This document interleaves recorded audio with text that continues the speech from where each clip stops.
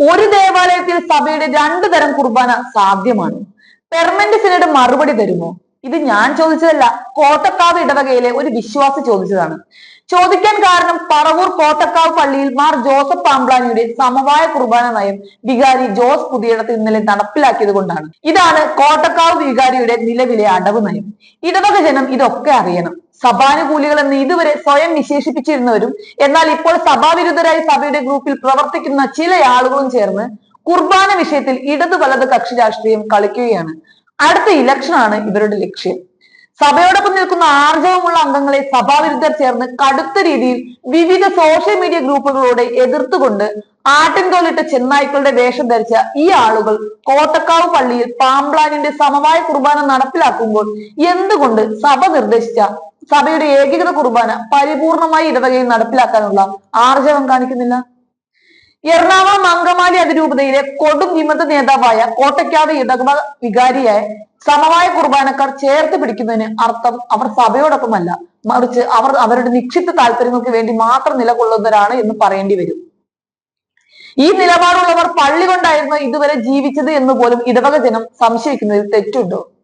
ഇവരുടെ പ്രത്യേക അജണ്ടകൾ മനസ്സിലാക്കണം. കോട്ടക്കാവിൽ പഴയതും പുതിയതുമായ പള്ളികളെയും വിശ്വാസികളെയും തമ്മിൽ ഇവർ വിഭജിച്ചതിന് പിന്നിലെ ലക്ഷ്യം ഇടവക ജനം ഇപ്പോൾ തിരിച്ചറിഞ്ഞു കഴിഞ്ഞു. ഭാവി തലമുറയുടെ വിശ്വാസത്തിന് പോലും ഭംഗം വരുത്തുന്ന വിധത്തിലുള്ള ഇത്തരം ഭീകര പ്രവണതകളെ ഇടവക ജനം അതിശക്തമായ ഭാവിയിൽ എതിർക്കുമെന്നതിൽ സംശയം വേണ്ട. വിശ്വാസികളുടെ ചോദ്യം ഒന്നു മാത്രമാണ്: വെറും 5 പേരുടെ കക്ഷത്തിൽ ഇരിക്കുന്നതാണോ കോട്ടക്കാവ് പള്ളി? പാംബ്ലാനി നയങ്ങൾക്ക് കീഴടങ്ങിയ ജോസ് പുതിയിടത്ത് വികാരിയുടെ സുഗമമായ ഒളിത്താവളം കോട്ടക്കാവ് ദേവാലയം മാത്രമാണ്. സംശയം വേണ്ട. കാലങ്ങളായി വികസന പ്രവർത്തനങ്ങൾ ഒന്നുമില്ലാതെ കോട്ടക്കാവ് പള്ളി മുരടിച്ചു നിൽക്കുന്നത് യഥാർത്ഥ കാരണം മാറി മാറി വന്ന തിരിച്ചറിവില്ലാത്ത പള്ളി ഭാരവാഹികളാണെന്നതിൽ തെല്ലും സംശയമില്ല. മുൻകാല വികാരിമാരോടൊപ്പം ചേർന്ന് നിൽക്കുന്ന കോട്ടക്കാവിലെ മുൻ ഭാരവാഹികൾക്ക് ഇതൊക്കെ നന്നായി തന്നെ അറിയാം. ഇതേപ്പറ്റി ധാരാളം അറിവുകൾ ഇടവക ജനത്തിനുണ്ട്. ഒരേ സ്ഥലത്തിൽ ഇടവക ജനം അത് ഏറ്റുപറയും. ഉദാഹരണത്തിന് സാന്തോം സാഗ പ്രൊജക്ട് തന്നെ എടുത്താൽ മതി. ഇതിപ്പോൾ വട്ടപൂജ്യത്തിൽ തന്നെ നിൽക്കുന്നു. വികാരി ജോസ് ഈ പ്രൊജക്ടിന്റെ കൃത്യത ഇനിയെങ്കിലും വെളിപ്പെടുത്തുന്നു.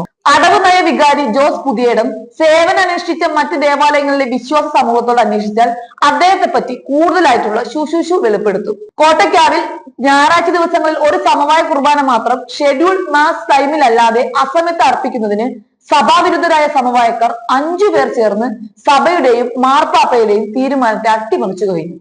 ഇവരാണോ സഭാസ്നേഹികൾ? പുതിയ പാപ്പയുടെ ഉത്തരവുകൾ വരും കാലങ്ങളിൽ ഇനിയും പ്രതീക്ഷിക്കാം. യഥാർത്ഥ കുലീനത്വമുള്ള ഇടവക അംഗങ്ങളെ വെല്ലുവിളിച്ചുകൊണ്ട് സ്വാർത്ഥ താല്പര്യങ്ങൾക്ക് വേണ്ടി ഇടവക ജനത്തെ വഞ്ചിച്ച ഈ 5 പേരും വികാരിയും തമ്മിലുള്ള അന്തർധാര തിരിച്ചറിയാത്ത ഇടവക ജനം ഇനിയെങ്കിലും കാര്യങ്ങൾ തിരിച്ചറിയണം.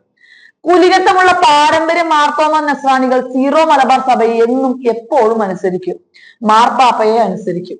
അതാണ് സീറോ മലബാർ സഭയുടെ പാരമ്പര്യം.